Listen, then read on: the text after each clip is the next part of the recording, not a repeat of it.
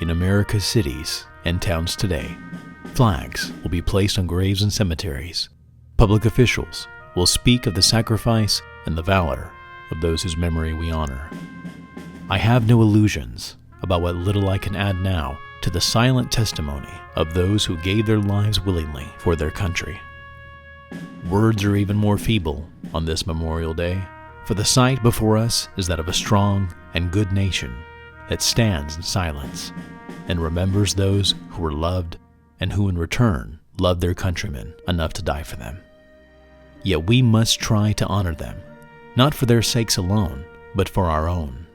And if words cannot repay the debt we owe these men, surely with our actions, we must strive to keep faith with them and with the vision that led them to battle and to final sacrifice. Our first obligation to them and ourselves is plain enough. The United States and the freedom for which it stands, the freedom for which they died, must endure and prosper. Their lives remind us that freedom is not bought cheaply. It has a cost. It imposes a burden.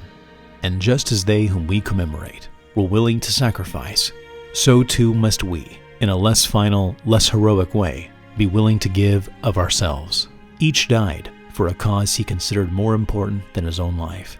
They didn't volunteer to die. They volunteered to defend values for which men have always been willing to die if need be. The values which make up what we call civilization. And how they must have wished, in all the ugliness that war brings, that no other generation of young men to follow would have to undergo that same experience. As we honor their memory today, let us pledge that their lives, their sacrifices, their valor shall be justified and remembered for as long as God gives life to this nation. And let us also pledge to do our utmost to carry out what must have been their wish, that no other generation will ever have to share their experiences and repeat their sacrifice.